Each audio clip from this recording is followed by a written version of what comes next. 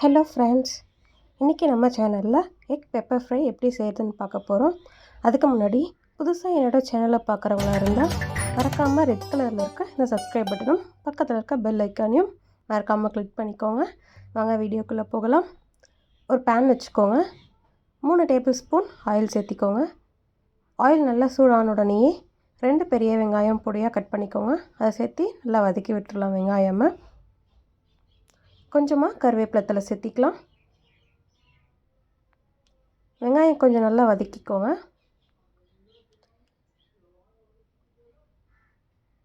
வெங்காயம் நல்லா வதங்கட்டும். வெங்காயம் நல்லா வதங்கின உடனேயே 1 டேபிள் ஸ்பூன் இஞ்சி பூண்டு விழுது சேர்த்திக்கலாம்.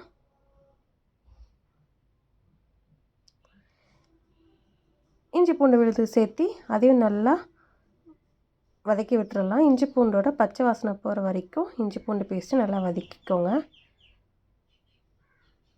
கூடவே ஒரு மீடியம் சைஸ் தக்காளியாக இருந்தால் 2 சேர்த்திக்கோங்க. கொஞ்சம் பெரிய தக்காளியாக இருந்துச்சு அப்படின்னா 1 சேர்த்திக்கோங்க. அதை நல்லா பொடியாக கட் பண்ணிக்கோங்க. அதையும் வெங்காயத்தோடு சேர்த்து நல்லா வதக்கி விட்டுறலாம். வெங்காயம் தக்காளி வதங்கிறதுக்கு தேவையான அளவுக்கு கொஞ்சமாக உப்பு சேர்த்திக்கிறேன். சேர்த்து வெங்காயம் தக்காளி நல்லா வதக்கி விட்டுறலாம்.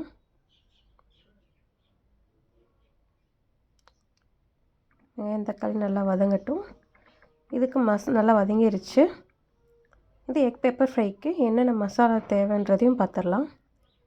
அதுக்கு 1 டீஸ்பூன் சீரகம், 1 டீஸ்பூன் சோம்பு, 1 டீஸ்பூன் பெப்பர், 1/4 டீஸ்பூன் மஞ்சள்தூள், 1 டேபிள் ஸ்பூன் வர கொத்தமல்லி தூள் இதெல்லாம் சேர்த்திக்கலாம். வதக்குனதோடு சேர்த்திக்கலாம். கூடவே 1/2 டீஸ்பூன் கரம் மசாலா சேர்த்திக்கலாம். காரத்துக்கு தகுந்த மாதிரி நீங்கள் வரமிளகா சேர்த்திக்கோங்க. நான் 1/2 டேபிள் ஸ்பூன் சேர்த்திக்கிறேன். நீங்கள் உங்கள் காரத்துக்கு தகுந்த மாதிரி வரமிளகா சேர்த்திக்கோங்க. சேர்த்தி அதையும் நல்லா வதக்கி விட்டுறலாம். இந்த மசாலாவோட பச்சை வாசனை நல்லா போகிற வரைக்கும் நல்லா வதக்கி விட்டுக்கோங்க. கொஞ்சமாக லைட்டாக ஒரு 1/4 டம்ளர் இல்லை கொஞ்சமாக தண்ணி ஊற்றிக்கோங்க. தண்ணி ஊற்றி இந்த மசாலா கொஞ்சம் நல்லா வேகட்டும்.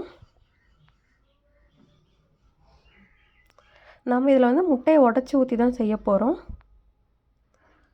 உங்களுக்கு எவ்வளோ முட்டை வேணுமோ அதுக்கு தகுந்த மாதிரி நீங்கள் முட்டை எடுத்துக்கலாம்.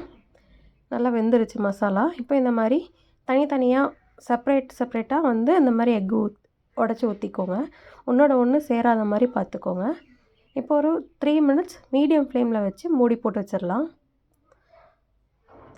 3 மினிட்ஸ் ஆயிடுச்சு. ஓப்பன் பண்ணி பார்த்துடலாம்.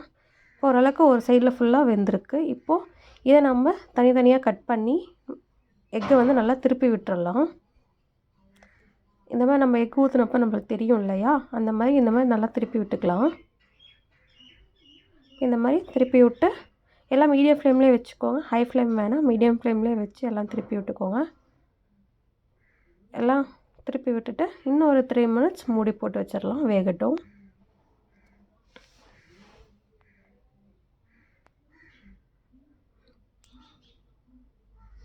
மூடி போட்டு வச்சாச்சு. 3 மினிட்ஸ்க்கு மேலே ஆயிடுச்சு. ஓப்பன் பண்ணி பார்த்துடலாம். இந்த மாதிரி லைட்டாக கட் பண்ணி பாருங்கள். எக்கு வெந்திருந்தது அப்படின்னா உள்ளே இருக்க அந்த எல்லோ கலர் நல்லா வெந்திருக்கணும்.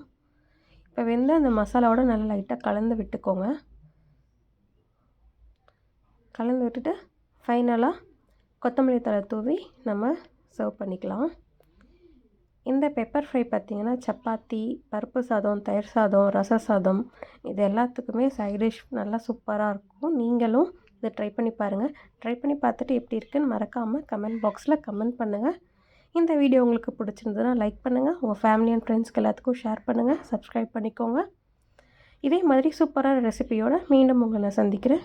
Tata, bye bye. Thanks for வாட்சிங்.